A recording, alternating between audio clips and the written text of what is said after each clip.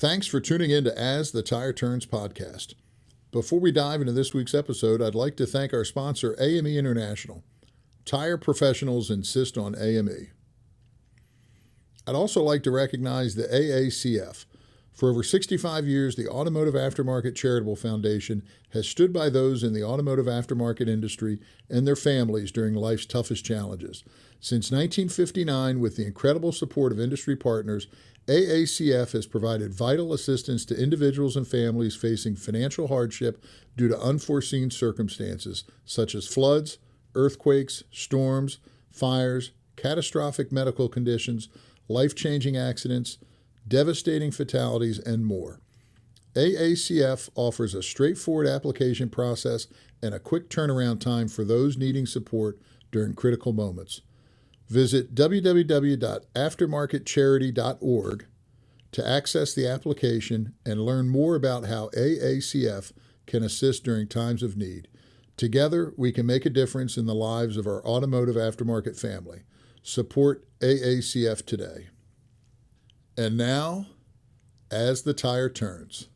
We're back with another episode of As the Tire Turns podcast, and today I'm rather excited to be hosting John Collins from Mobile Crane Inspection, but actually so much more than that. So John, my kids would laugh. They would never believe that I'm a tool guy, and I'm really not a tool guy, but I guess I'm a tire tool guy. And so this is quite the honor.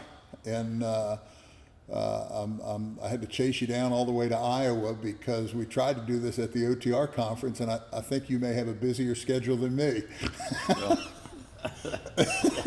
sometimes, yeah. So, I'm serving. Everybody's told me this would be a long, it'd be a short time, right? A sprint as my year on the TIA board as president. And so I wanted to really just do this series to document some of the people who've made an impact on the industry, myself, and so on. And you and I would have met a long time ago. But one of the things I always ask is about how people got into the tire industry.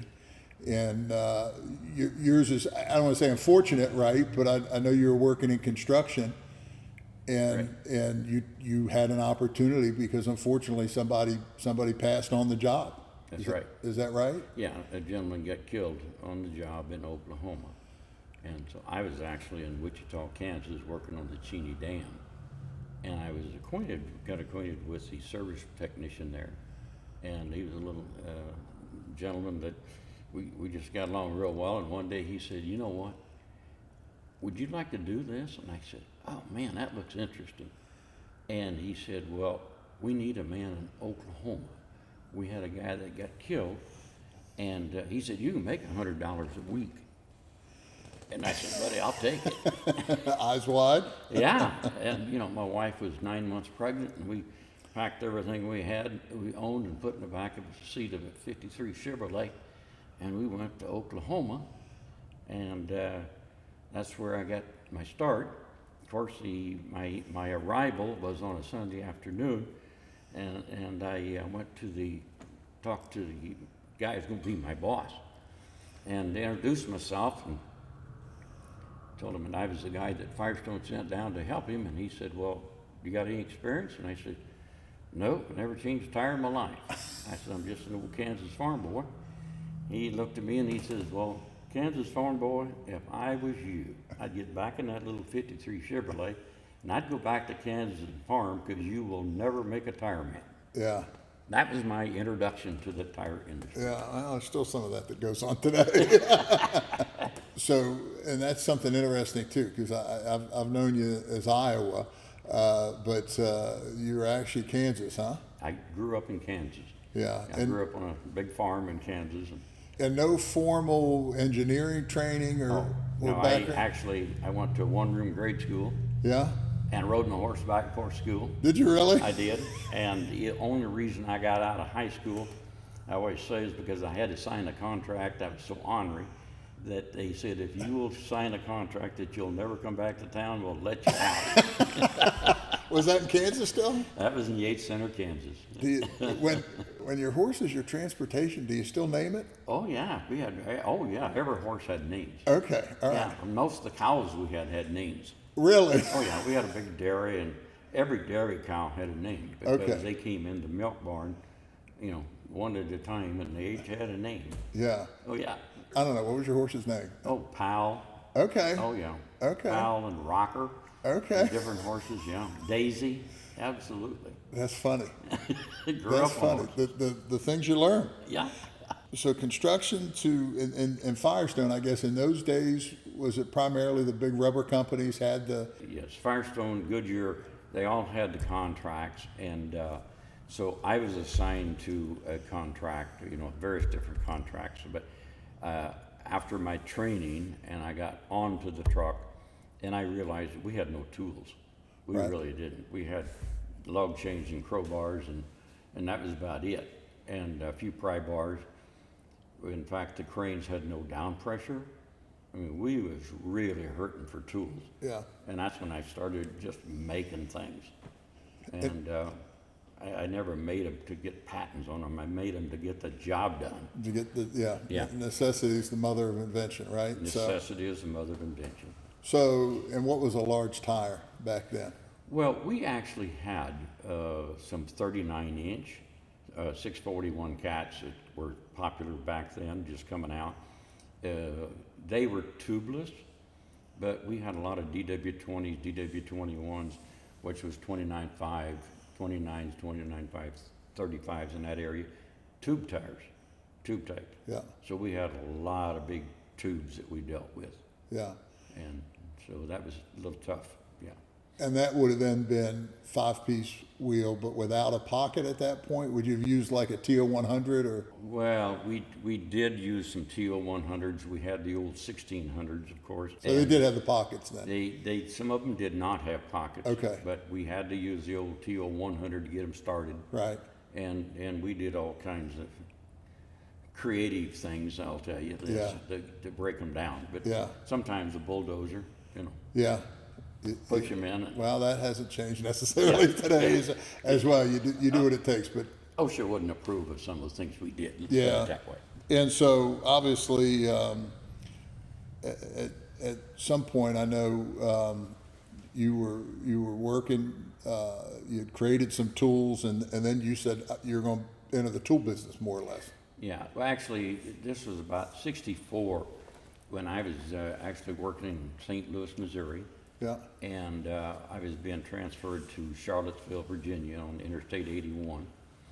And I was actually in a body shop. I was getting some work done on my car just before I left. And I saw a guy using a Blackhawk P707 pump, Yeah. straightening the frame. In fact, that very pump is sitting back there on the shelf. Okay. It's the first pump that ever was used in the tire industry. Yeah. But anyway, I asked him, how much pressure does that put out? And he said, 10,000. I said, no. He said, why? I said, I just died and went to heaven. Yeah. So much easier. He said, well, what are you talking about? And I said, buddy, I have been wrestling these old, my Porto-Power pump is about that long and about that big around. It's got a handle on it. Yeah. Yeah. And Crank. that's how I break my beads. Yeah. And the old jacks we had was the old steel Chicago pneumatic. Yeah. And many a CP time I had to 705. lay underneath the machine and get it up on there, Yeah. So anyway, I got all the information off of this Porto-Power pump, and I ordered one. And I think I got it from Myers. Okay. Yeah. I got it, and I was headed through Virginia, and all the way out to Virginia, my wife said, "Is something wrong?" Because I said, "No, I'm just thinking about something." Because I was trying to mentally figure out how to build the bar push units and the tire slings. Yeah. I was working on that all the way out, and after I got there, I went to work with an old welder on the job, and we started building stuff. Yeah. And so, meantime, I got the bar push unit working, I got the tire sling working, and I got the flanger and puller working, and I had this foot pump. I mean, I was in heaven, buddy. Yeah. I could change the tire so quick and easy. So the tire superintendent on the job called Firestone and said, hey, you need to get out here and watch this kid change tires. Yeah. And so, unbeknown to me, one day my boss drives up in a big black Cadillac, three other guys with him, and they come over to my truck, and I said, what are you doing out here? He says, I come out to watch you change a tire. And I said, partner, are things that bad in Akron, Ohio? And he said, well, Mr. Anderson suggested we come out and watch you use some tools you've got. I said, oh my goodness. I said, well, listen, I was just loaded up.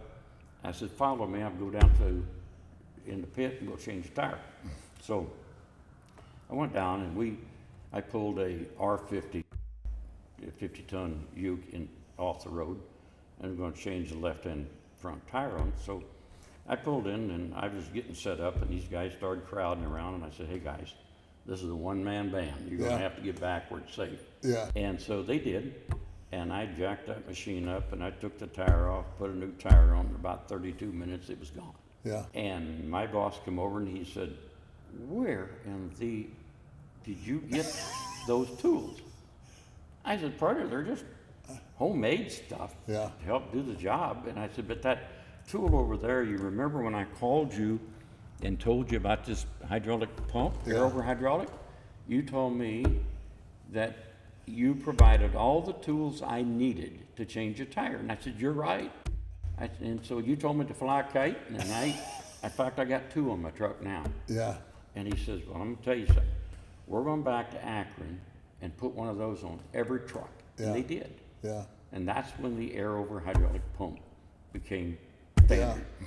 And then there's another guy standing there, and he said, do you have a patent on those tire slings and that bar push unit you used?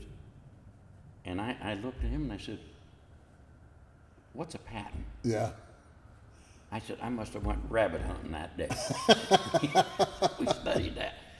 So he gave me a card, and he wrote down this name, A.H. Dow & Son, out of Washington, D.C. He said, you go see them, and you get patents. I said, okay. So, and actually I procrastinated probably almost a year on it, because they wanted me, I did call the attorney, and he said, write down the whole thing. Well, I was a tire changer, I wasn't a writer. Yeah. But eventually I put my bar push unit in a shotgun carrying case, and I had an old briefcase. I put the push feet in it, and I had the tire sling in the briefcase, and I went into the attorney's office on Saturday morning with this stuff, and we're talking about changing tires on heavy equipment. Sure. And he says, well, have you got something you can show me? And I said, oh, I got the tools right here. Yeah. He said, you what? I said, yeah, I took this all out and I assembled it right there on the floor, And he shook his head and he said, okay, I get the picture.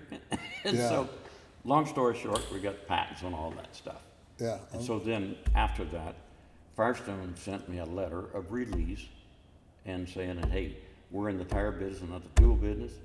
And if you want to do something with it, do it. So I did. Unbelievable. And that's when I met Mike Jordan with Myers Tire and Supply Company. Yeah? And Mike introduced me to a Walter Reed out of Louisville, Kentucky, a retired guy that wanted to get back into the tool business. So long story short, I ended up in Louisville, Kentucky. And Mike would have introduced me to you many years ago. Exactly. And Mike's got a few years on you, but I saw him just a few months ago. I talked to him recently. Did you? Yeah. Great. Yeah. I was so tickled. Yeah. Still a character and still a death grip handshake. Oh yeah. Yeah.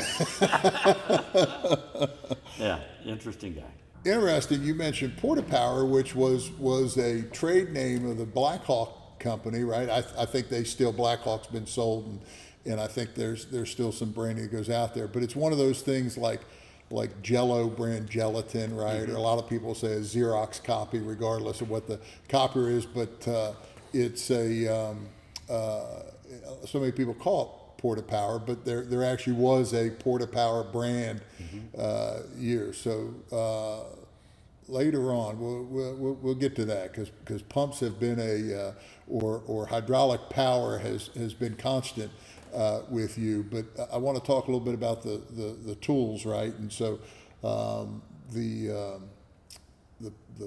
tire sling, the push bar, the flange ring puller. I think the 1800, is that credited to you as well? Well, what I did is, here's the deal. I spent about a year with engineers while I was at IMT trying to redesign the 1600. Yeah. And after a lot of work and a lot of prototype. Which was an original Goodyear. That's People right. still ask because it's still available, and they say why between the two, and you know, it's got a short stroke, so maybe on the back side where there's clearance issues, but it's also a smaller ram, right? Right, So exactly. Yeah. So at the end of the day, I finally said, hey, look, guys, let's do this. Let's take the 1600 and give it some vitamin. Yeah. Let's extend it. Let's get 4 inches of stroke, and let's get more power. Yeah. And call it good, because we're not going to come up with anything that's going to do it any better. Yeah. And so after a lot of work, we ended up back with the same thing. Yeah. So all we did was just redesigned it, Made it bigger and stronger. made it bigger, stronger. As the tires were getting bigger and Exactly. and larger. Exactly, Yeah. yeah. And Then of course that led into the of course you know, the Porto-Power pumps, as I call them, Porto-Power. Yeah, correct, yeah. You know, everybody then started coming out with different models and bigger ones and smaller ones and all kinds of different ones. sure. So a variety of pumps are available today. Yeah, correct. And that's when I have always said that that's a great tool. I introduced it to the market, then I shot myself in the foot when I tried, because I said, we've got to have something that don't freeze up. Right. Because, you know, most of us old tire guys, we had to have 3 or 4 of them. Right. You had to have a couple in the heater. Yeah. And one to use them, and then switch them out Yeah. on a cold day. So, Those are Iowa things. but yeah, and I for years thought we could do the same thing with the pressure of the crane. Right. And I actually spent almost 30 years researching, trying to figure out how, and I built many, many different types of, we call them today superchargers. Yeah. But I used log splitter type configurations, and I had some things that was working, but there's too many moving pieces. Yeah. We finally came up with the hydraulic system that would produce 10,000 psi. And again, when I found that, it was like died and went to heaven again. Yeah. Because we could take that pumping, that motor and pump, and produce 10,000 psi, starting with a maximum of 2,500. Right. And that is the key, is to get that pressure. So that's when I came up and built the first supercharger. Yeah. And the first supercharger, there's still some of them running. Sure. We made it very simple: power up, gravity down, and remote control. Right. With a manual control override. And that we started putting those out in 2008. And I sold the company in 2017 to Stellar Industries. Yeah. And then they made many, many changes in it. Yeah.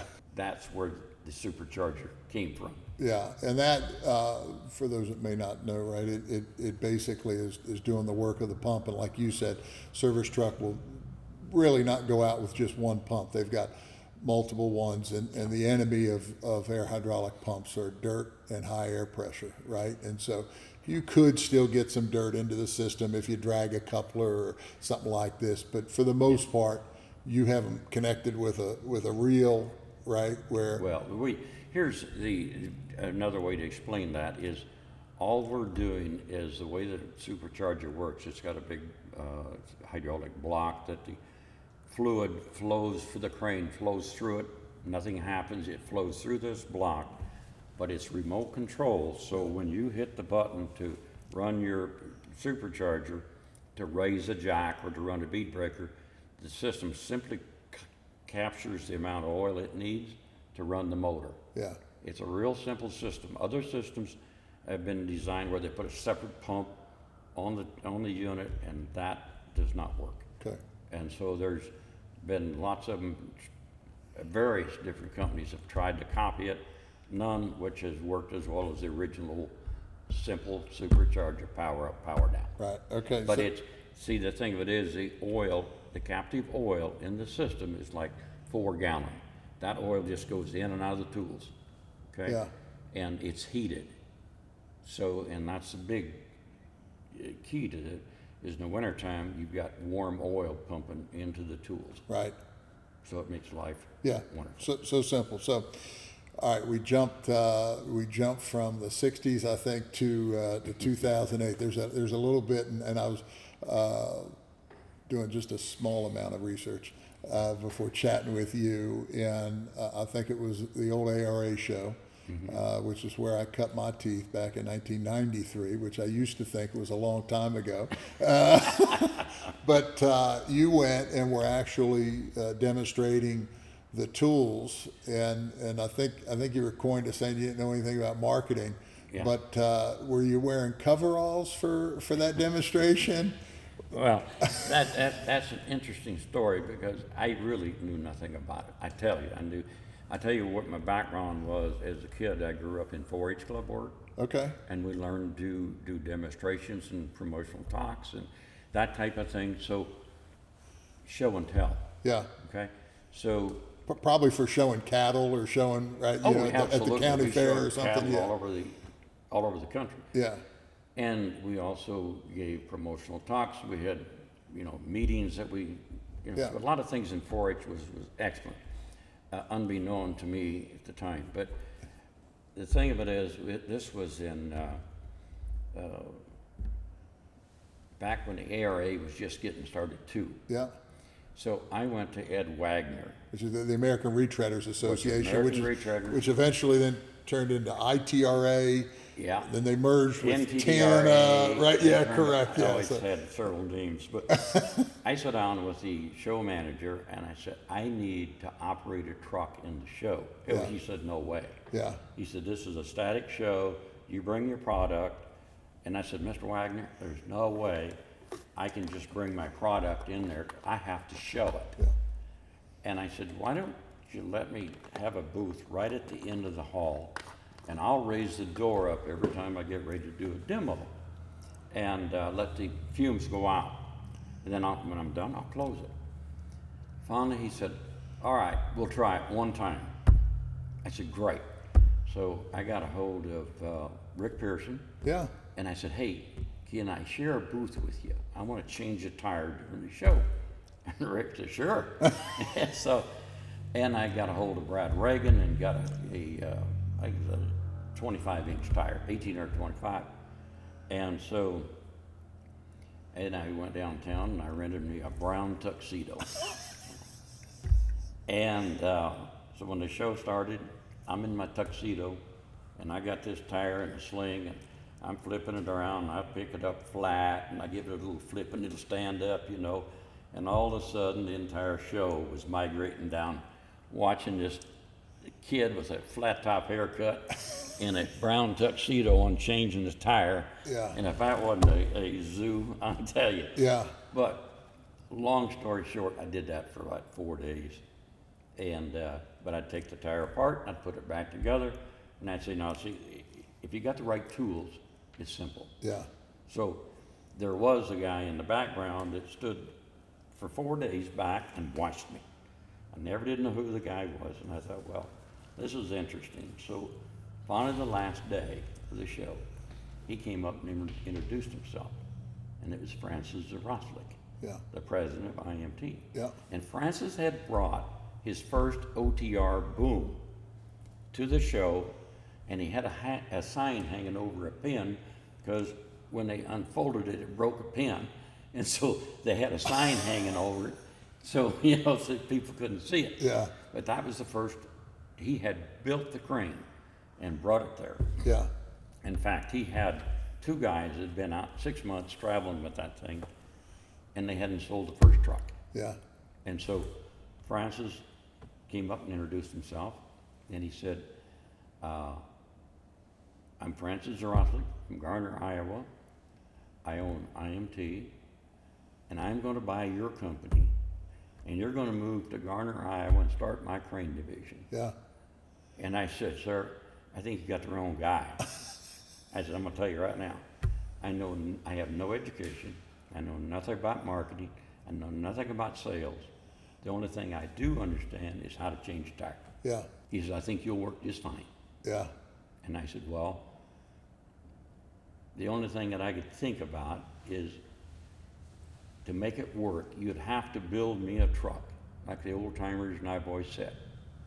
If we just had down pressure, a little more reach, bodies set up with pull-out drawers. Because my pull-out drawers was Coca-Cola cases in a framework. Yeah.